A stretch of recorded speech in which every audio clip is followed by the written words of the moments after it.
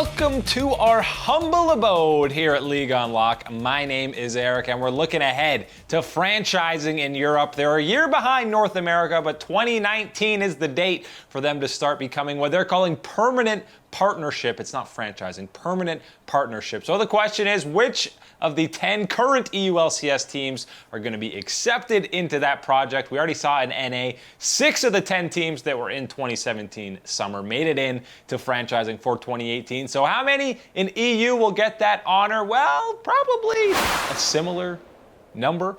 We've kind of breaking it up today into your guaranteed or almost guaranteed teams that will be going into the franchising stage, your borderline teams, and the teams that probably are a very long shot / have absolutely no chance at all at advancing into the permanent partnership program. I like the triple Ps they use there. So we're naming it that instead of franchising because it flows a whole lot better. But looking at these 10 teams that are currently in 2018 spring and summer for EU, the only ones that are probably going to be a lock, and I'm pretty confident in saying they're almost guaranteed, pretty confident in saying almost, are the likes of Fnatic and G2. Fnatic, obviously one of the most successful esports brands in the history of esports. We're not just talking about League of Legends. They've been across multiple titles, multiple different games.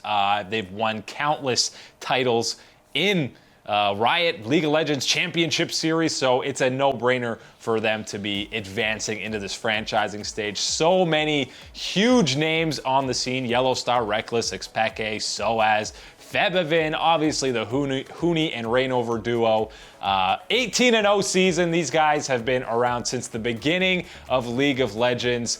Obviously a well-run organization, top to bottom. Expect to be seeing them going forward with franchising. And they're bringing up new talent as well. They do a great job interacting with fans. Got over 1 million followers on Twitter, which is going to be an ongoing theme here. I'm looking at these Twitter followings for these teams that want to get accepted into the permanent partnership program. Again, get used to those P's because I'm going to be saying it a lot today. The other team that you got to expect is advancing into franchising is G2. They won 4 splits in a row. Their very first split ever, they won. They got their CEO, the man who used to wear the scarf in the mid lane, Ocelot, who likes going by Carlos R nowadays when he's not playing. G2, another storied franchise that really just burst onto the scene and completely dominated the league.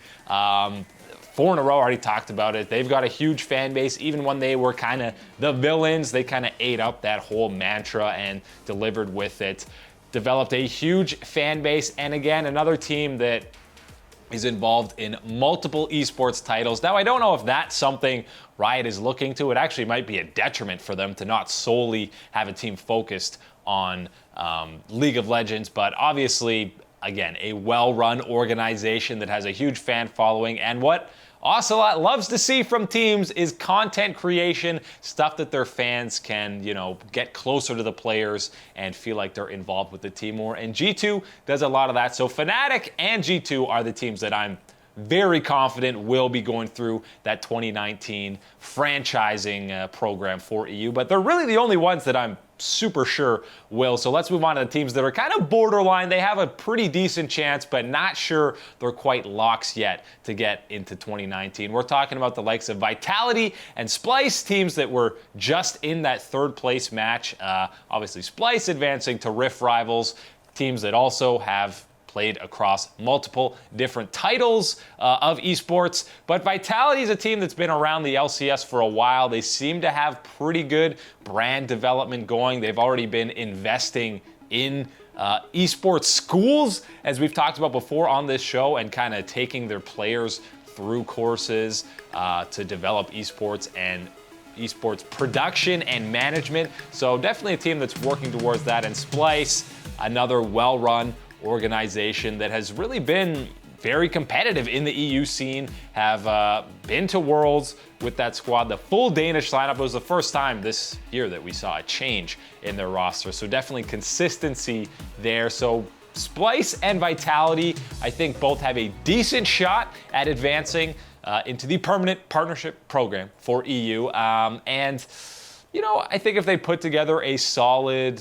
application and showcase what exactly they're looking to do, what they can bring, I think they have a good chance, and we'll be seeing them in 2019. Two more teams that are kind of just on the borderline, probably have a good chance, are Schalke Esports and Misfits. Schalke, obviously, listen, it's going to be a theme, I think, in the 2019 franchising. Like we saw in North America with NBA teams investing, you're probably going to start seeing more soccer or football clubs investing. And Schalke, I mean, they introduced their team at an actual soccer venue during a game. I'm sure no one had any clue who these small kids were, why they were on the field, why were they getting introduced. But Schalke is clearly investing in esports. They just had another deal introduced with some fiber optic company out of Germany worth a multi-million-dollar deal. So they're all in on esports, and you gotta believe that they're gonna put a solid application forth and take it very seriously to get into 2019. So I'm expecting to see Schalke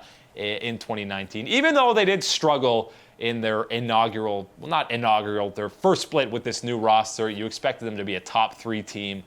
They weren't. They struggled. They finished near the bottom. Expect them to be better in summer, because there's probably going to be some pressure from upper management, because they want to see some results, grow that fan base. Obviously, Schalke as a soccer team already has a massive fan base and following, so expecting to see them in 2019. And Misfits is a team that already has an Overwatch League team. They got the Florida Mayhem. They're based in North America. They already applied for North American franchising, didn't get that. I think they got a better chance at EU.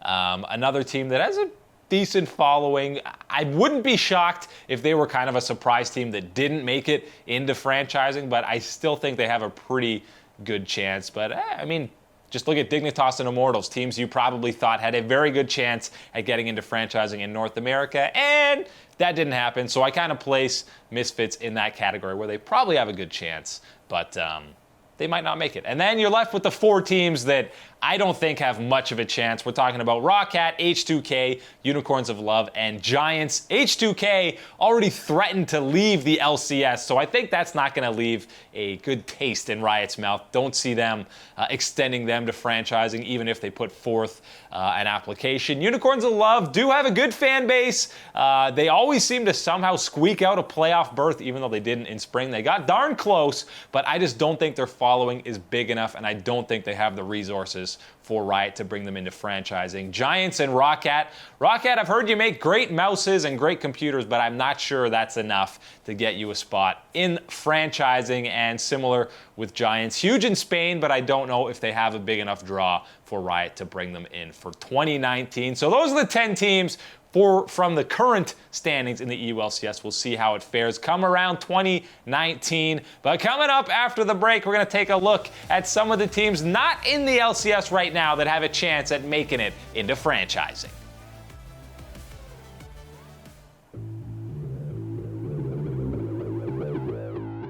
Welcome back to League Unlocked. Thank you for joining us. My name's Eric, talking a little EU franchising for 2019. We already went over the current LCS teams that have the best shot at being part of this permanent partnership out in Europe. And now, you know there's going to be some outside interest heading into 2019 when there's a lot more money floating around. And the most obvious team to talk about is a team that was formerly in the LCS, got to the semifinals at Worlds, became a meme because they were so terrible, and recently they have been resurrected. Of course, we're talking about Origen, fresh off their EU Masters win this year. You know, they're finally back as a brand. They've definitely done a full rebrand. And you know, this team, I think, has a legitimate shot at getting into franchising for 2019. When you have a guy like Expeke, who is such a storied character in the League of Legends scene, I hope he's kind of taking a step back from managing the day-to-day type stuff for his team and more of just an overall CEO looking over this team, kind of like Ocelot does for G2. Expeke's a great face to have. And I mean, they already have a huge brand. They had so many fans in 2015 and 16 when they burst onto the LCS scene. These guys have over 700,000 followers on Twitter, which is almost twice as many as G2. So there is a big fan base for them. And when they bring guys like Froggen, Forgiven, and Insec onto a team, you know that that's going to get them a whole lot more fans following them around, and they've done a pretty good job with this whole resurrection thing, really building back up that following. So I think they are a legitimate threat to get into franchising in 2019, and they already have some Spanish football clubs that have kind of invested in them and said that they're working with the team. So I think there's going to be plenty of investors on that Origen hype train, and I wouldn't be surprised if you see them in 2019. We already talked about the theme is going to be some of these soccer teams getting involved. There's already been soccer teams that we've seen get involved. Who can forget PSG Esports, their short stint in League of Legends. They also recently just partnered with LGD out in Dota 2, and now they're racking up majors up there. So, they're definitely investing in esports. Whether or not they'll get back into League of Legends, it's hard to say, but who can forget that fantastic announcement video that they had back in 2016 for one of the most underwhelming rosters, but had an absolutely amazing hype video. Blank, oh boy, that was rough, who's now on Rocket, who's actually looking pretty good. But at the time, it was not that hype. Steve! Everyone loves Steve. He was a fan favorite. But this roster was super underwhelming. But just look at the resources PSG was willing to put onto that League of Legends roster for them doing very underwhelming. So maybe that whole stint they had is a bit of a turnoff for them to even get back in the league scene. But PSG, definitely a team that I could see investing and maybe coming to the forefront in 2019 because they're already doing it in Dota. Maybe that's their MOBA investment. And again, they're done with League. They had terrible memories of that, but if they're willing to put that resources and kind of content creation, then they're going to have fan following very quickly, and they'll be looking good in 2019. Another team that already had a squad out in EU was Red Bull Esports. Again, a short stint lived in the pro scene, never actually made it to the LCS. They were in the challenger scene, but they had some, at the time, not well-known players, but they had Tall in that top lane, who, yes, is now on SKT, and Muujin, who was dominating at MSI from Flash Wolves. They were both on Red Bull, along with Kasing in that bottom lane, and again, maybe they'll be deterred because of how successful they were as a League of Legends team, but obviously, they're heavily invested in esports. I mean, you just look at Red Bull Esports as a brand. They're constantly doing interviews with pro players, creating content across all kinds of different esports titles. So I would not be surprised if they threw some money back into the League of Legends scene to kind of, grow that brand even further and get in on this hype train that I'm sure is going to be a pretty solid investment for a lot of these teams heading into 2019. And the EU franchising as a whole, they're going to have a lot to take from how the first year of franchising in NA has done and will have done. You already saw how it lasted, how it went in the spring split. NA is going to have plenty to take from themselves, and EU really has the opportunity to just improve on what North America will have done in their first year of franchising. Maybe they'll have more sponsorships coming in than NA has had, because aside from the State Farm analyst desk, there's not a whole lot of sponsorship you're seeing. And Acer Predator, this replay brought to you by Acer Predator. Aside from those two main sponsorships, there's not a whole lot you're seeing from the North American LCS, despite being franchised now. Maybe that'll be different out in Europe, but I definitely expect to see some new teams and new brands, just like we did in North America with the likes of 100 Thieves, Golden Guardians, who else came in? 100 Thieves, I already said Golden Guardians. The 3 NBA teams and 100 Thieves. Clutch Gaming, that was the other one I'm thinking of. There's going to be that probably with football teams as we're expecting in Europe. But maybe more teams survive than we were expecting. Maybe 8 teams make it. I can't see 8 teams making it. But who is going to be the Immortals and the Dignitas teams that you were expecting? By the way, Dignitas has also said that they are submitting their application for hopefully making it into EU. I'm not sure. I could see Dignitas making it. They didn't make it in NA. I don't know if they have a better chance in EU. Yes, they're a very storied brand in esports, but just the fact that they were denied application in North America, I feel like they had a bigger following out there than they would in Europe, so I don't think that they're going to be making it.